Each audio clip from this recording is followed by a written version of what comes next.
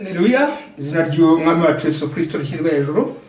Nongeye gusuhuza bene data n'abashiki bacu bose kuri uyu munsi bazabasha gukurikirana iri jambo. Ndashima Imana ko Imana yaturinze ikabarinda nanjye kandinda. Numva ko muri aka kanya nkuko ndabasezeranije mbere ngira ngo yuko ndabasezeranije ko nzagaragaza ikigeragezo igisekuru cyacu, ariko mbere ntarakigaragaza. Ndumva ko ni byiza kugira ngo mujye ku ijambo ry'ubuhanuzi rikomeye ryihutirwa. Ndumva ko mu byihanganira ikibwirizwa gikurikiraho nzakurikizaho nyine mbereka ikigeragezo igisekuru cyacu, ngerageza no kubereka uko umukristo aboneka. Ndumva ko mwabyihanganira, Imana ibamugisha. Ndumva rero ko muri aka kanya nabasha kugaragaza ijambo rikomeye cyane, kuko murazi ko ijambo natangiye nirigaragaza intambara zagiye zirwanwa mu bihe bitandukanye by'itorero, ariko mpereye ku gishushanyo cyo mu kubara nerekana ko habazwe ingabo, kandi nimureba muzasanga ko ukubara kwa mbere ko ari ugutegura ingabo zagomba kuzarwana. Ndashaka kwerekana ko muri uku mugambi gutegura izo ngabo Satani asa n'uwabashe kuzirogoya, ku buryo ingabo zose zari zatoranijwe mu kibaya nimureba cya Sinai, zitoranijwe na Mose na Roni. Izo ngabo zose zararimbutse zirarangira kubwo kutumvira, zizize kutumvira ijambo ry'Imana. Nuko niyo mpamvu nababwiraga ko igihe cya training gikomeye, igihe cyo kwigishwa nk'icyo turi mu munsi, ni igihe gikomeye cyane, ku buryo no mu gusohoka kwa kabiri nabwo byabaye ibintu bikomeye, kuko Yesu yigishije ibihumbi n'ibihumbi, ariko abantu babashije kwakira Pentecote. Navuze ko abari 120, bigaragaza ko igihe cyo kwigishwa higishwa benshi, hamagarwa benshi, ariko hagatoranywa bake. Ndashaka kugira ngo rero iryo jambo, kuko ni ijambo ry'ubuhanuzi kandi igiye kuzagaragaza intwari mu gihe gito, kuko iki kigeregezo kigeragezo murabizi, iki gisekuru kigeze haboneka bake nk'uko ndabyerekanaga. Nerekana ko mu gihe ikigeregezo cyageraga ku Baheburayo, mu gihe bari i Babuloni, icyo gihe nabwo harokotse bake. Mu kigeregezo cya mbere nkuko nabivuze cyo kwanga kwiyandurisha ibiryo by'i Babuloni, ntekereza ko Abisirayeli benshi baragitsinze. Ariko mu kigeregezo gikomeye, bigeze mu kigeregezo gikomeye, Abisirayeli baratsinzwe, haboneka gusa Meshaki na Abedenego. Ndatekereza ko mwibuka ko hari ugukurwa gutatu, nanakuvuzeho mvuga gukurwa kwa mbere no mu gihe cya Yesu abantu bakurwaga n'ibitangaza. Haboneka gukurwa kwa kabiri, aho Imana ari itanze ijambo, ari nabwo yavugaga ati utariye umubiri wanjye ntamwe n'amaraso yanjye, uwo ntakwiriye kumwigisha wanjye. Icyo cyabaye nacyo ikintu cyatumye abantu benshi basubira inyuma, kugeza ubwo habonetse intwari zakomeje komotana n'ijambo, kugeza muribuka ko habaye no gusezerera. Nabivuze ko habaye ukura gatatu kwasezereye Yuda, haboneka intwari nyakuri zakiriye Pentecote. Ndumva rero kugira ngo iryo jambo ndibwirize mu mwimerere wo gusigwa, mu mwimerere wo kugendererwa, nshingiye ku Imana yansangishije cyafasha abana b'Imana. Ntekereza ko ikintu cyose Imana itanze ibi gitanze kugira ngo kibifashanyo y'abana b'Imana. Reka rero dusome ijambo ry'Umwami kugira ngo tubashe gukomereza aho ngaho. Turasoma mu kubara ibice 26 turahera ku murongo w'icyo gice wa mbere. Hanyuma turakomeza dusome nanone ku murongo wa 51, hanyuma dusome tugeze ku murongo 51, tugeze ku murongo wa 56, hanyuma dusoze dusubire ku murongo wa 63, dusoze icyo gice. Imana ibahe umugisha. Hanyuma ngira ngo titre ne musoma muri Bibiliya ku gice cya 26 murasanga ko umutwe w'ijambo uvuga ngo babara Abisirayeli ubwa kabiri. Reka dusome mu izina ry'Umwami wacu Yesu Kristo. Hanyuma ya mugigiyo Uwiteka abwira Mose na Eliyezari mwene Aroni umutambyi ati umubare w'iteraniro ry'Abisirayeli ryose abamaze imyaka 20 bavutse cyangwa isaga, abo mu Bisirayeli bose babasha gutabara mubare nk'uko amazu y'abasekuru ari. Mose na Eliyezari umutambyi babwirira mu kibaya cy'Imowabu kinini bari kuri Yorodani ahateganye ni Yeriko bati abamaze imyaka 20 bavutse cyangwa isaga abo ari bo babarwa. Uko niko Uwiteka ategetse Mose n'Abisirayeli bavuye mu gihugu cya Egiputa. Turakomeza ku murongo wa 51. Abo nibo babazwe mu Bisirayeli bose bari 6,730. Turakomeza Uwiteka abwira Mose ati abo azaba ari bo bagabanywa igihugu ho gakondo nk'uko umubare w'amazina yabo ari abaruta abandi ubwinshi uzabahe gakondo nini, abake uzabahe gakondo nto, umuryango wose uzahabwa gakondo ihwanye n'umugabane w'ababazwe bo muri wo. Ariko igihugu kizagabanywe n'ubufindo, gakondo zabo zose zitirirwe amazina y'imiryango y'abasekuruza. Uko ubufindo buzategeka azaba ariko gakondo yabo igabanywa abenshi n'abake. Turakomeza ku murongo wa 63. Abo nibo babazwe na Mose na Eliyezari umutambyi babariye Abisirayeli mu kibaya cy'Imowabu kinini bari kuri Yorodani ahateganye ni Yeriko. Ariko muri bo ntihaba n'umwe wo mu bari babazwe na Mose na Aroni umutambyi babariye Abisirayeli mu butayu bw'Isinayi, kuko Uwiteka yavuze ati ntibazabura gupfira mu butayu, ntihazasigara n'umwe muri bo keretse Kalebu mwene Yefune na Yosuwa mwene Nuni. Imana ibamugisha. Reka dusenge. Uwiteka Mana ishobora byose, Mana ikomeye, Mana ya Abrahamu, Mana ya Isaka, Mana ya Israel, Mana y'abahanuzi, Mana yacu, Mana ireba byose kandi imenya byose, twongeye kugushima kuko waturinze ukarinda bene data n'abashiki bacu, nanjye ubwanjye ukandinda, ariko cyane cyane ukarinda ijambo ryawe kugira ngo uyu munsi ribashe kumvwa na bene data n'abashiki bacu.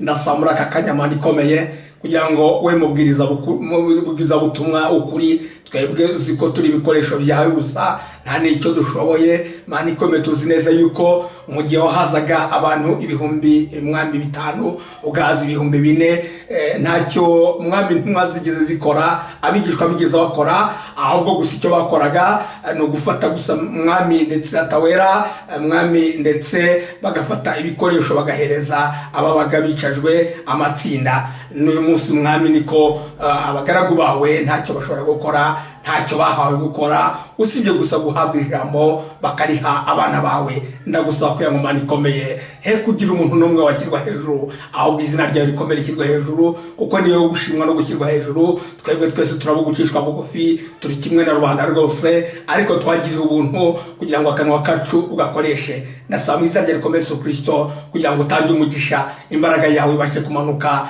Dusaba igihugu cyacu, dusabiye abayobozi bacyo, dusabiye indatano bashiki bacu, dusabiye abagiye kumvira ijambo bose kugira ngo ukiye amatwi yabo babashe kumva ijambo ryawe, kandi mwamanuke wivugire kugira ngo ribe ijambo rihembura imitima yacu kandi rituma dufata icyemezo gikomeye uko ni ijambo ry'ubuhanuzi. Icyubahiro ikuzo gukomera no kwera komeze ku ibyawe n'iteka ryose, tabishima kandi bimbaza imizajya rikomeze ku mitima yacu. Amina.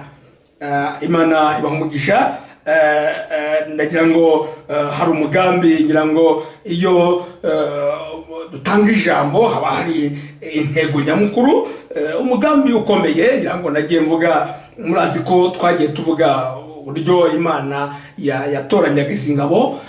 Ni byiza cyane kuvuga ku ngabo, kuvuga ko ku ngabo zagomba kuzarwana intambara. Ngira ngo natwe twahamagariwe kuba ingabo z'umwami, twahamagariwe kuba abarwanira Kristo, twahamagariwe kuba abantu barwanira ijambo, twahamagariwe kuba rwose abasirikare nk'uko nimureba mu Efeso musanga ko tugomba kurwana intambara ikomeye. Imana itanga n'ibikoresho ikabiha ingabo. Impamvu ngira ngo natinze ku ijambo mvuga ngo ahangaha bigaragara ko byaba mu kubara kwa mbere kwabayeho mu kibaya cya Sinai, habaye no kubara kwa kabiri kwabaye mu kibaya cy'Imowabu. Kubara kwa mbere muzi ko kwakozwe na Mose na Aaron, kubara kwa kabiri gukorwa na Mose na Eliezer umuhungu wa Aaron. Ariko uko kubara kose kwabaraga umuntu ukuze, umuntu ufite imyaka 20 kuzamura, ushobora kujya mu ntambara. Niyo mpamvu ushaka kubwira ko umukristo ushobora guhamagarirwa kurwana. Nabivuze, si umukristo wavutse, si umukristo ukiri umwana, si umukristo ahubwo ni umukristo ukuze. Bigaragaza gukura bifite aho bikomoka. Kugira ngo iyo tuvuze gukura mu buryo bwa Kristo, tuba tuvuga umuntu wabwirijwe, umuntu wigishijwe akagera ku rugero rw'uko amenya gutandukanya ikibi n'ikiza, ku buryo ashobora kwinjira mu ntambara y'umwuka kandi akanesha kubwo kuba akuze, kandi agahabwa n'ibikoresho. Ibikoresho bituruka mu ijambo. Ndatekereza ko ibyo nabyo wenda tuzagira igihe kibivugaho, ariko ibikoresho mwana w'Imana akoresha mu ntambara y'umwuka. Turebye inkota, ijambo ry'Imana, turebye ikingira igituza, turebye ingabo ikigira nk'uko nabivugaga yo kwizera, turebye ubutumwa bwiza, kwese ubutumwa bwiza. Ibyo byose ni ibintu bituruka mu ijambo ry'Imana. Ubango ni umuntu bayigishijwe nk'uko nabivuze nti ibyanditswe byera bitwereka ko, nako umuhanuzi atwereka ko itorero ry'Abakorinto ryari abana bato b'impinja, abana batabasha no kumenya umukozi w'Imana, abana batari bahishurirwa ijambo ry'Imana. Ariko turebye n'igishushanyo, ahubwo bari abantu gusa bakiriye imbaraga z'umwuka wera. N'impano ziraboneka, ariko ku mpano ntabwo bavuga ko ukuze, ahubwo ni igihe umaze kwakira Imana muri wowe. Ngira ngo nitureba neza tuzasanga ko itorero ry'Abakorinto rishushanyiye turimo cyane cy'impano, aho abantu bakira, abantu bakora ibitangaza, abantu bavuga indimi, abantu iki gihe turimo rishushanya itorero ry'Abakorinto. Ariko nanone twebwe dushaka kwimuka tukagaragara mu gishushanyo kindi umwana yagishuye cy'itorero ry'Abefeso. Itorero ry'Abefeso ryari itorero rikuze, ry'abantu bakuze, abantu bigishijwe, abantu bahaye impano zose. Ushaka kumenya neza mwasoma mu Efeso igice cya mbere, musanga ko bari barahawe ibyasezeranijwe byose, bari barahawe ijambo ryose, bari barahawe imbaraga y'Imana, bari barahawe amasezerano yose, ku buryo kwinjira mu ntambara y'umwuka byari byoroheye kuko bahawe intwaro zose. Ubwo rero intego yanjye tutariko navuga no ko muziko ariyo ntego cyane cyane yo kuvuga ku rugamba cyane cyane rw'itorero mu gisekuru cyacu, kuko buri gisekuru cyose sekuru birindwi, urabona uhere ku gisekuru cya Efeso ukaza ukageza ku gisekuru cya Laodikiya. Ibyo bisekuru byose niko byagiye bigira intambara byarwanye, kandi abera muri byo bagiye banesha, kubera ko kunesha kwakomokaga ku gusiba, babaga basizwe. Navugaga ku kamaro k'ibizima, mvuga ko umwuka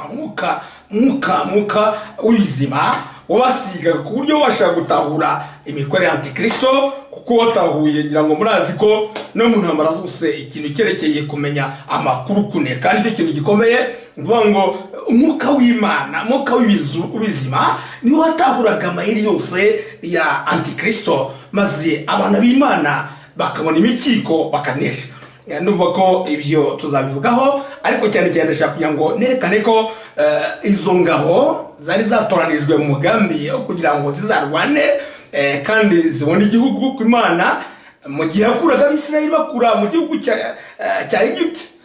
Umugambi nyamukuru ari ukubajyana i Kanani, mu gihugu cy'i Kanani. Imana yasezeranije Abrahamu ikakimuha, ikamwereka ingabo zacyo.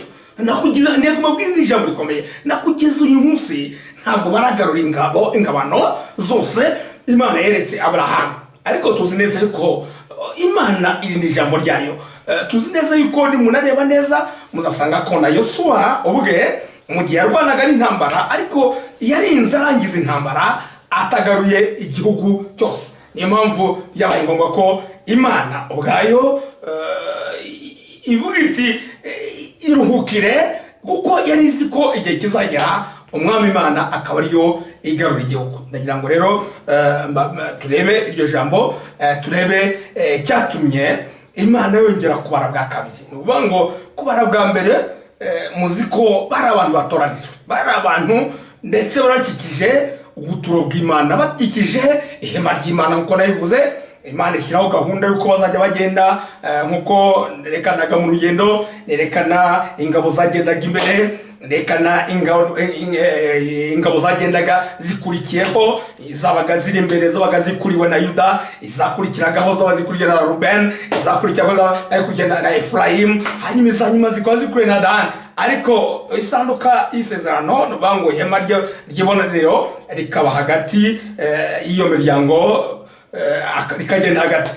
Ibyo nabyo bifite insobanuro, kuko mu gihe bari mu butayu isanduka yagendaga hagati, ariko mu gihe bagiye ku rugamba tuzasanga ko isanduka y'isezerano yajyaga imbere. Noneho ni nako tuzabibona, isanduka yajyaga imbere, Imana akaba ari irwana intambara. Imana izina ry'Uwiteka rishyirwe hejuru. Ndagira ngo nerekane impamvu, niyihe mpamvu, kuko ni nayo ikomeye, impamvu yatumye haba kubara kwa mbere Abisirayeli hakaba no kubara kwa kabiri Abisirayeli. Ndagira ngo turebe ijambo rito nanone muri gutegeka kwa kabiri, kuko ndaza gusoma cyane mu gutegeka kwa kabiri. Hari impamvu. Reka turebe mu bice bine, turebe mu bice bine, ibice bibiri. Turareba bihereye ku murongo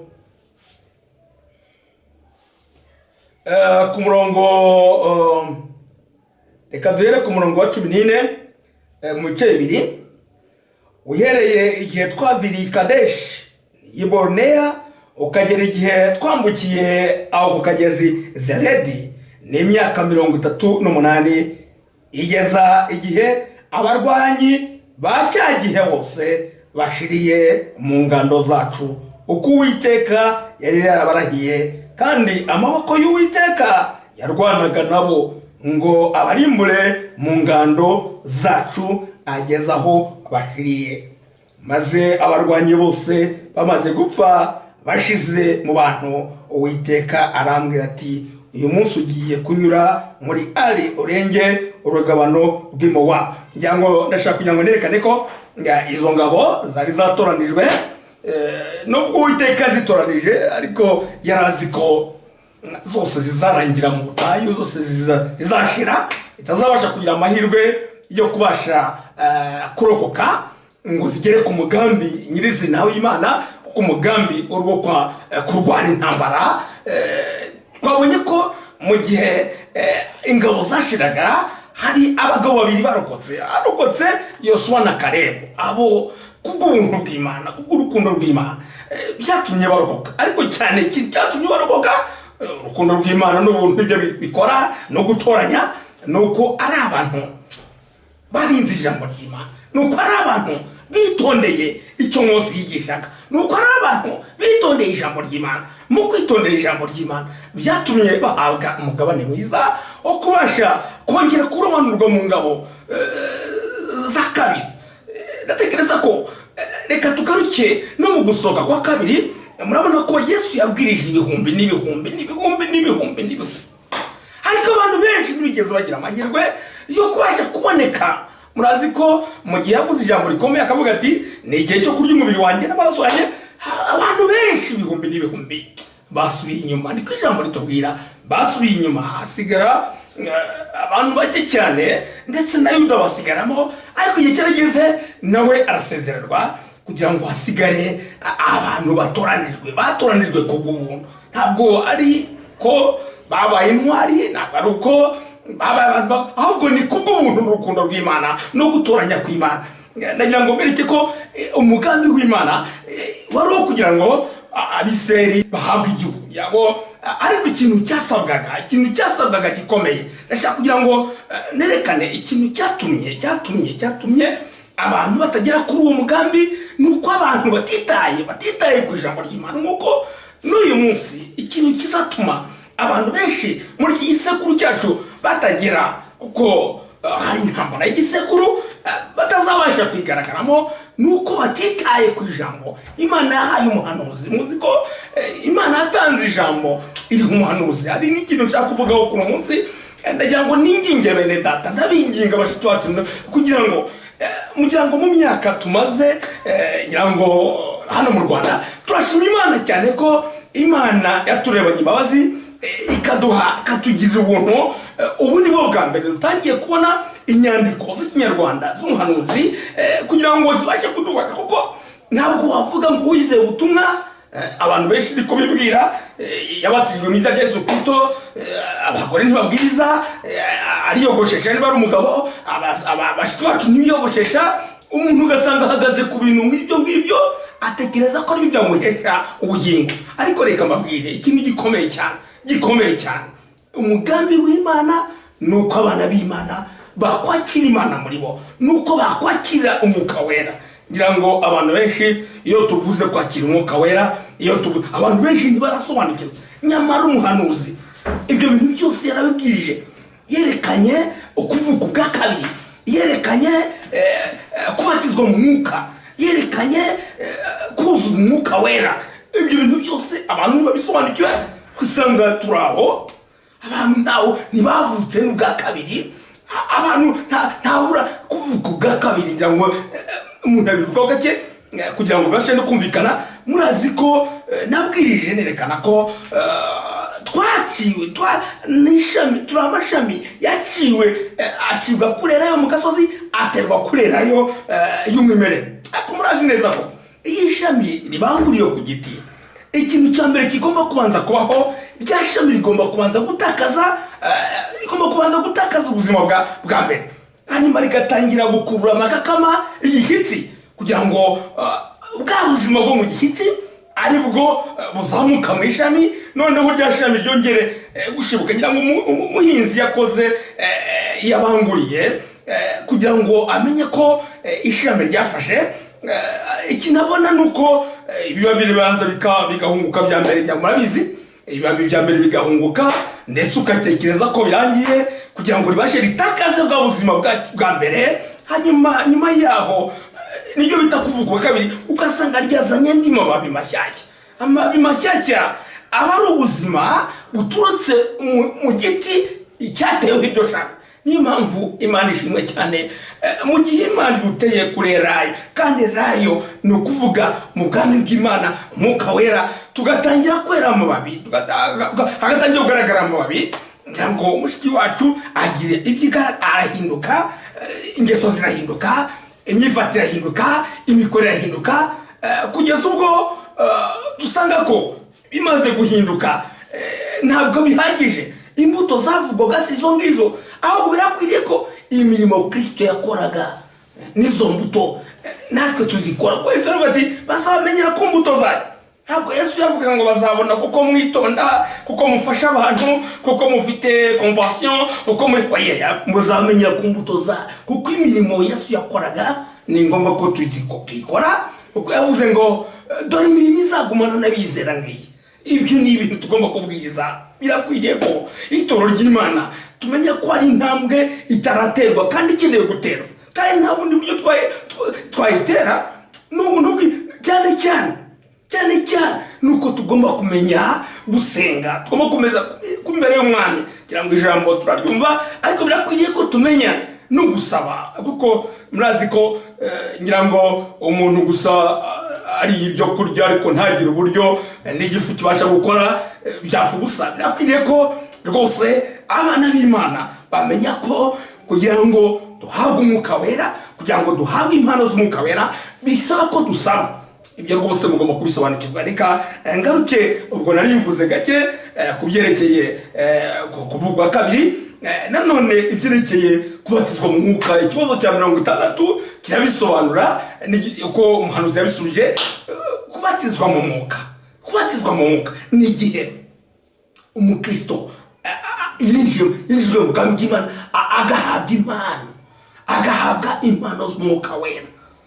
Icyo gihe nibwo ababatijwe mu mwuka, ariko ku mpano nabwo ntabwo byajya kuzura. Urazi ko hari abantu bahaye impano z'umwuka wera nkuko navugaga aho ngaho i Korinto, ariko ntibabashe gusobanukirwa neza ijambo ry'umwami. Birakwiriye ko umukristo none ageraho bwo kubwirizwa, bwo kwigisha ijambo, noneho agahabwa umwuka wera. Nyuma yo guhabwa umwuka wera, hanyuma agahabwa imbaraga z'igihe kizaza nkuko nabivuze.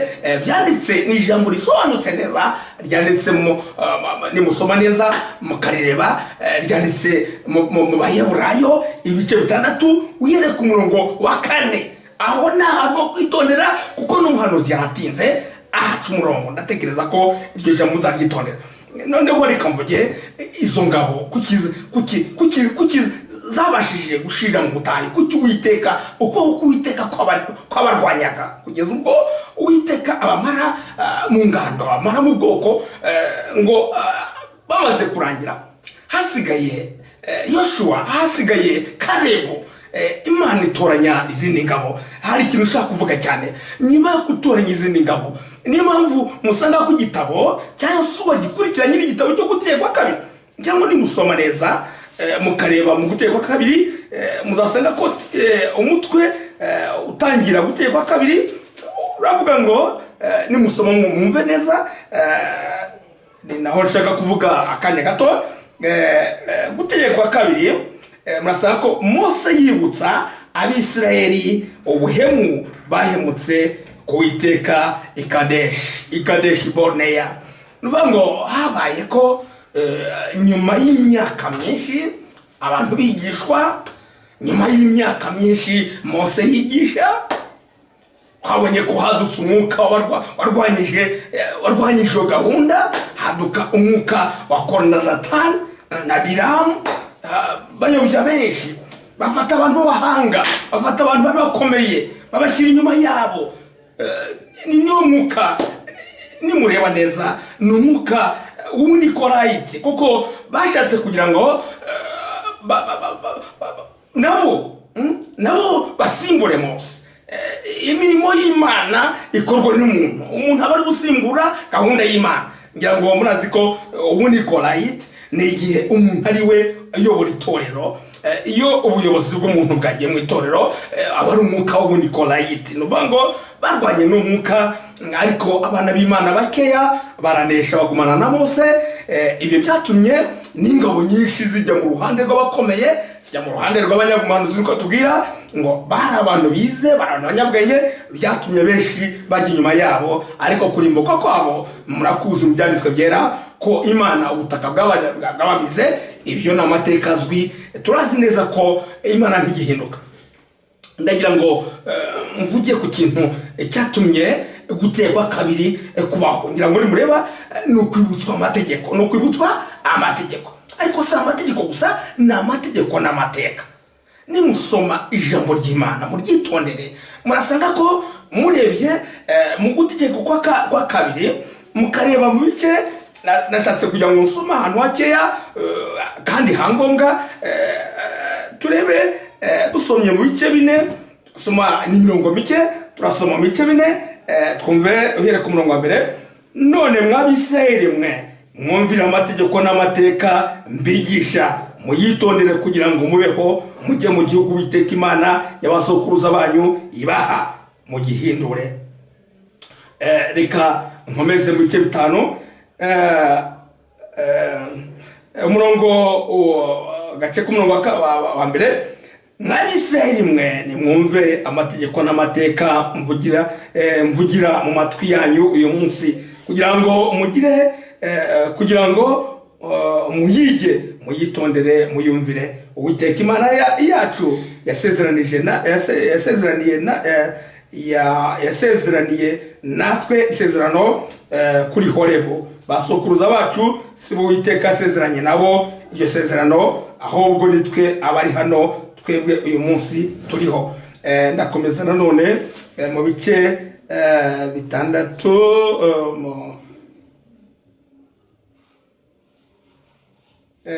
Reka nsome nanone bitandatu.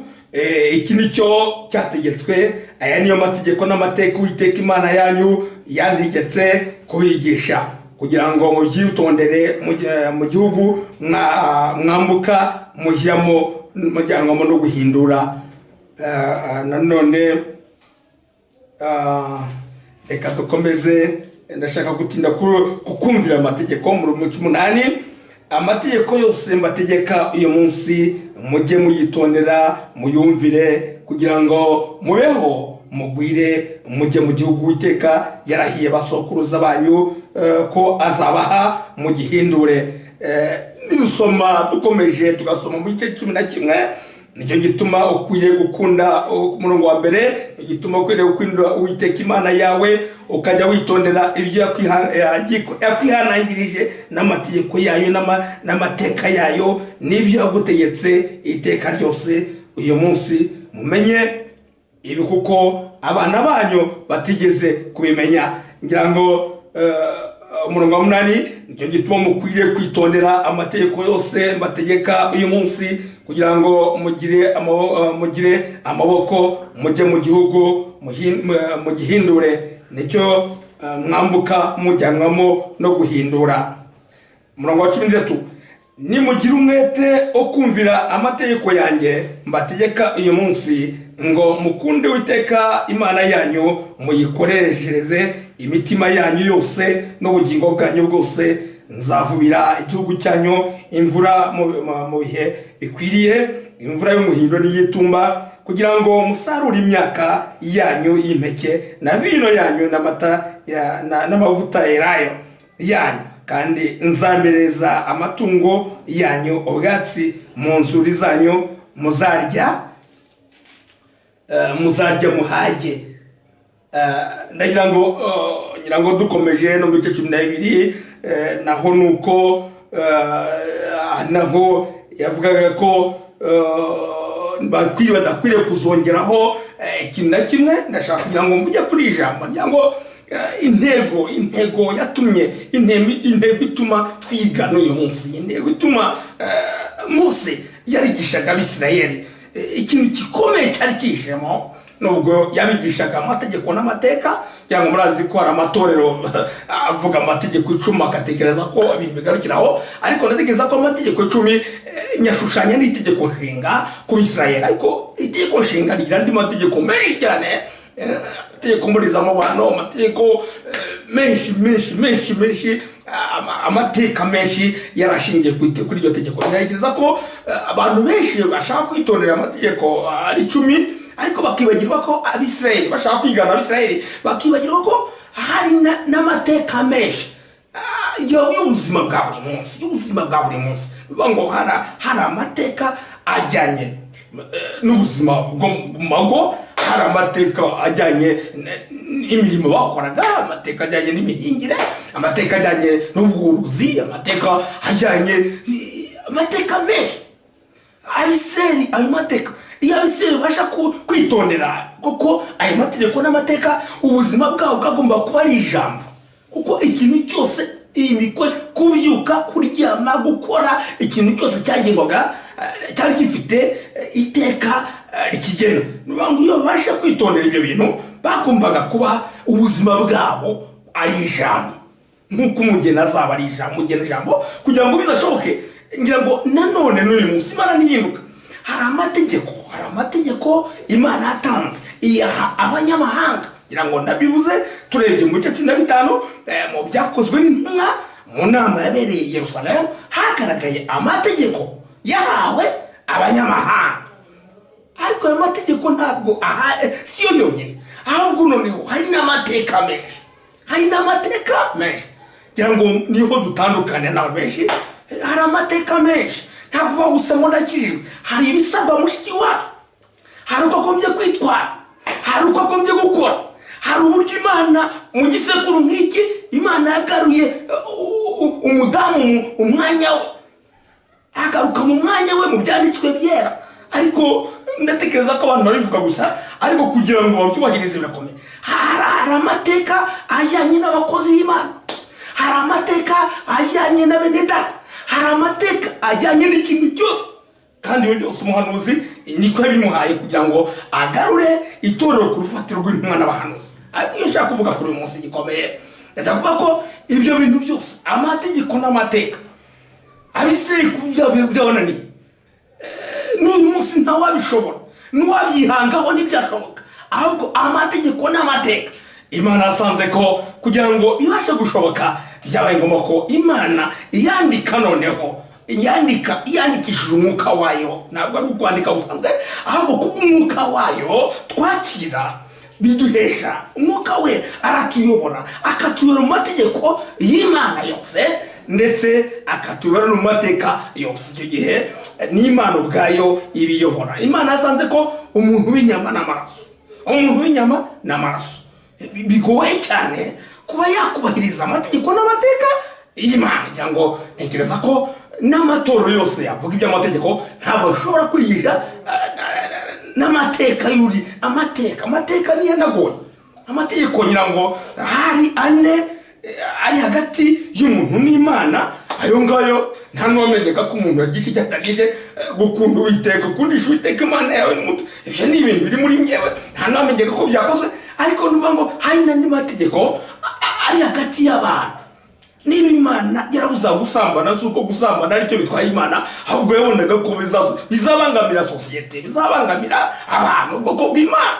Iba yaravuga kutifuza umugore wa mugenzi wawe, ntabwo ari uko kwifuza umugore hari icyo bitwaye Imana, ahubwo ni ibintu bibangamiye ubwoko bw'Imana. Kandi Imana yifuza ko ubwoko bw'Imana butagira icyubangamiye.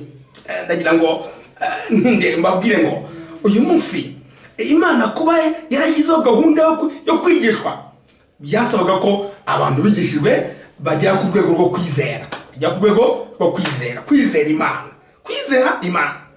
Ngira ngo byatwaye imyaka myinshi.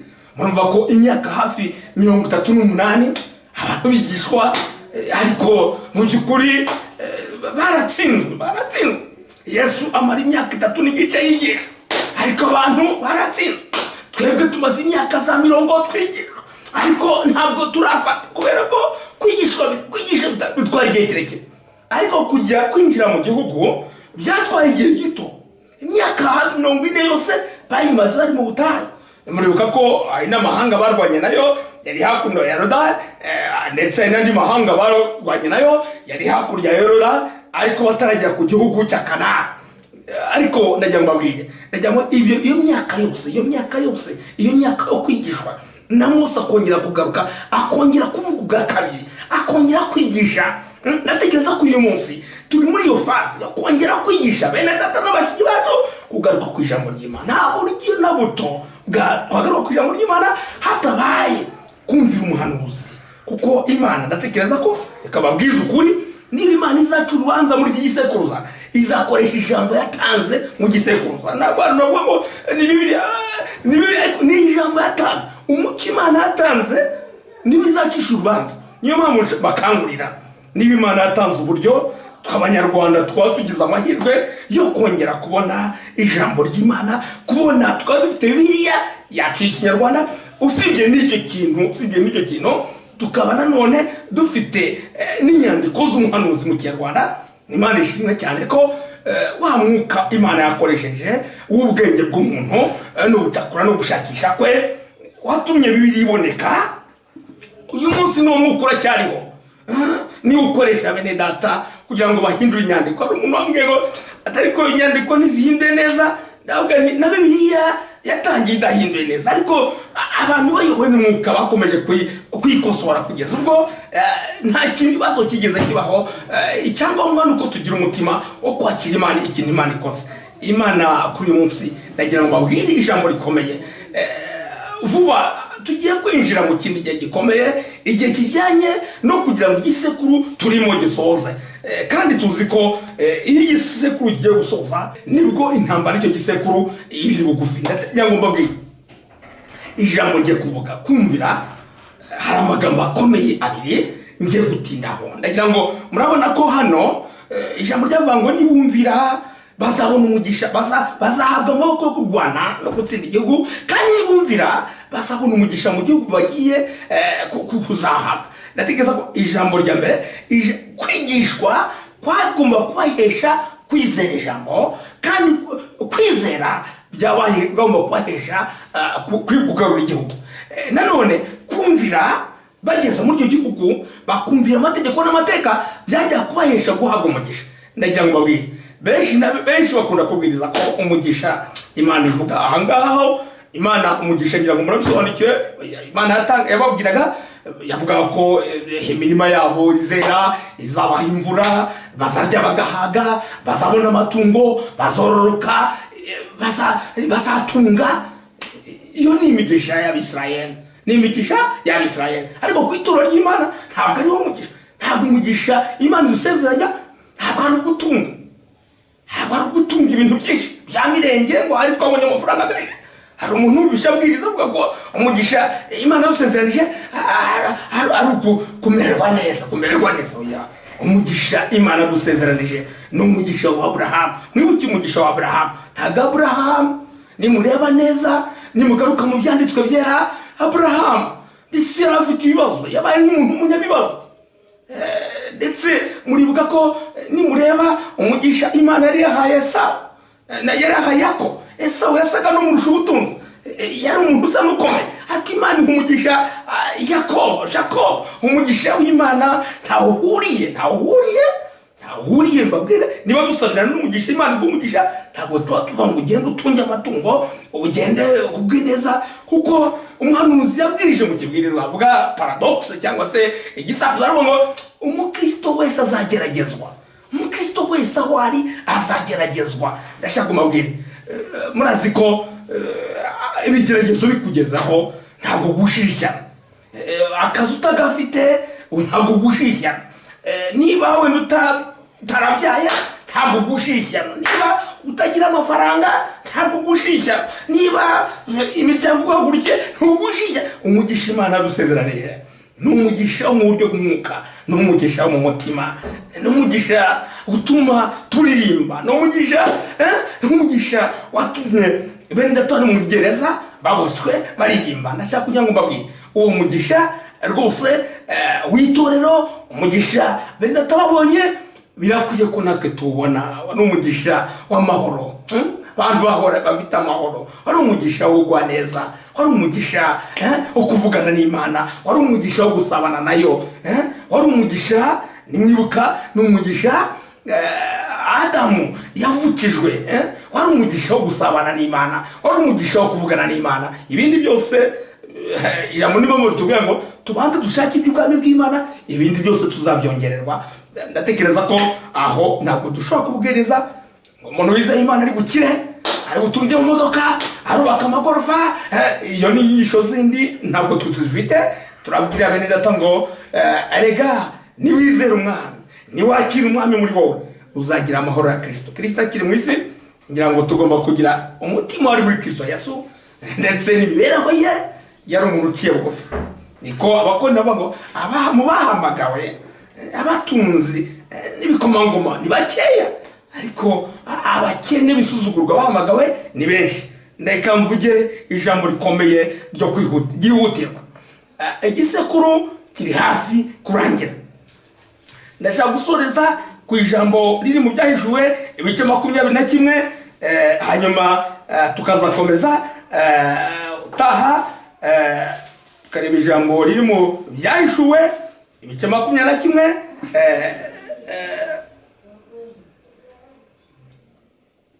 ku murongo wa 6.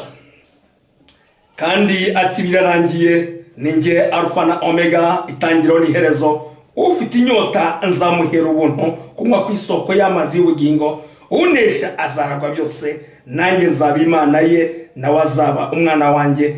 Ariko abanyabwoba, abatizera, abanyabwoba n'abatizera, abandi bakurikiye hepfo sinshaka no kubasoma kubera ko ntibitureba, ariko ndashaka kuvuga abanyabwoba, abatizera, birarangiye. Nuko ngo reka mbabwire, turebye tukareba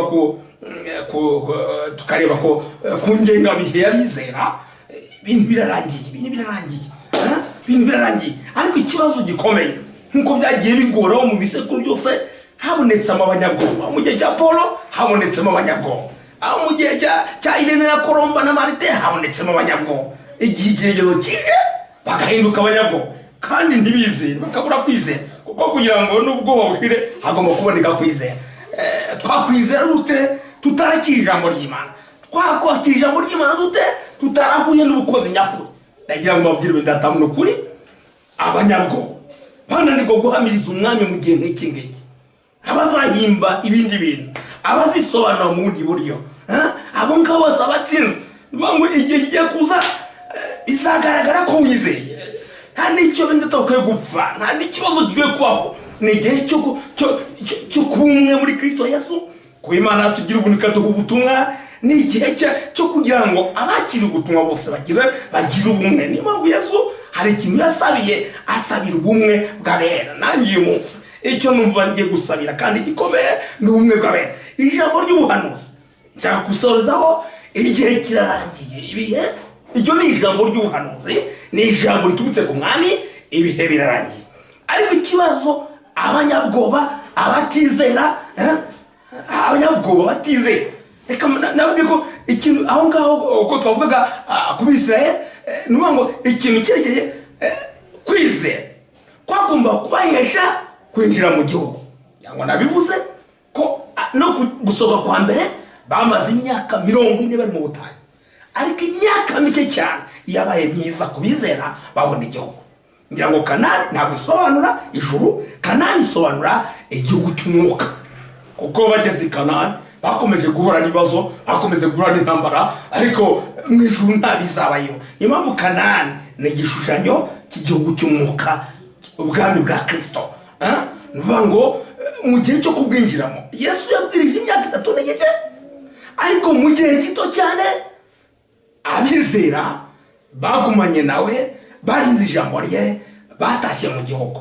Nuvuga ngo igihe cyo kwiga kiba kirekire, noneho birarangiye, tugiye kwinjira mu bwami bw'Imana. Icyo gihe itorero rigomba, niba twarizeye ubutumwa, hagomba kuboneka ikintu cyatumye twizera ubutumwa twarabwakiriye, ariko hari ikintu kigomba gusoza, nuko tugomba kwinjira mu bwami. Ariko reka mvuge abanyabwoba, abazahimba izindi mpamvu, abazaca izindi nzira, abatazabasha guhagarara ngo bahamirize umwami, abo ntabwo bazabana n'iki, n'inkozi z'ibi hanze. Ariko ndagira ngo mbabwire, ndatekereza ko abana b'Imana, mu gihe ijambo rivuze ngo birarangiye, mu gihe umwuka w'Imana ahamya ko birangiye, mu gihe igisekuru cya nyuma kigiye gusoza, ndahamya ndashidikanya ko abana b'Imana ntabwo umwuka twahawe urwo, ahubwo ni umwuka udutakisha ngo Abata. Niyo mpamvu navuze ku ijambo, nimwambaza izina rya Kristo, izina ry'umwami, muzakizwa. Ni igihe gikomeye cyo kwambaza izina ry'umwami.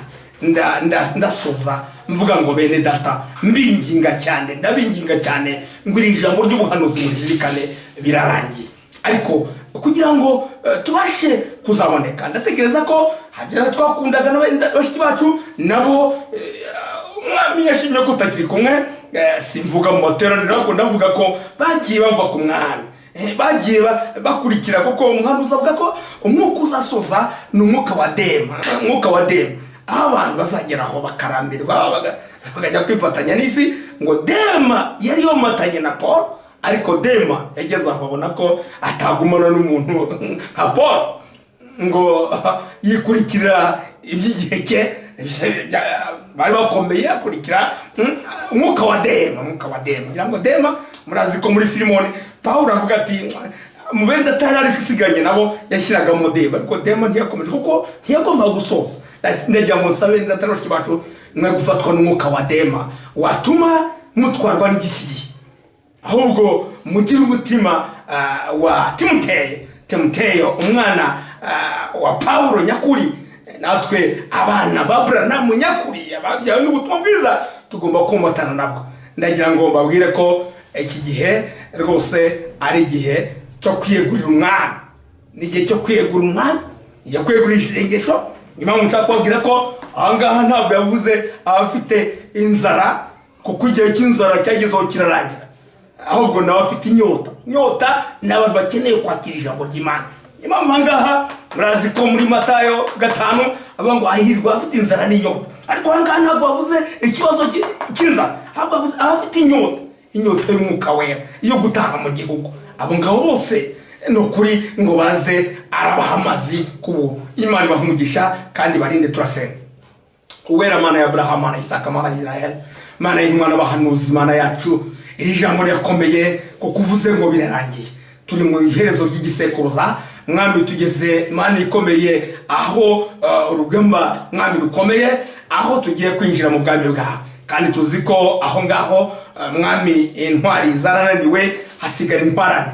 Erega tubonye ko Yosuwa na Kalebu barasigaye mu bihumbi byinshi by'abantu. Umuhanuzi yabwirije kuri 1 kuri miliyoni. Mwami turasaba mu izina rikomeye Yesu Kristo kugira ngo niba ari 1 kuri miliyoni nzabe ndimo nawe uzaburimo. Mwami ndasaba ngo mwene data wese agaruke ku ijambo ry'umwami. Tuzi ko watanze ubutumwa nibwo buzacisha urubanza abiki gisekuruza. Ndasaba mu izina rikomeye Yesu Kristo kugira ngo tujye mwami kuzikana ijambo, utwite uturengere, kandi mwami ugiye gushira ubwoba kugira ngo tubashe guhamiriza ijambo mu gihe iki gikomeye. Nuko byose gushaka no gushima, tuzi ko tuzakomeza tureba intambara y'iki gisekuruza. Ndasaba ngo datamani ikomeye tuzabe turi abantu bakomejwe n'ijambo ryawe. Sabishima kandi imbaza nzira rya rikomeye Kristo Umwami wacu. Amen.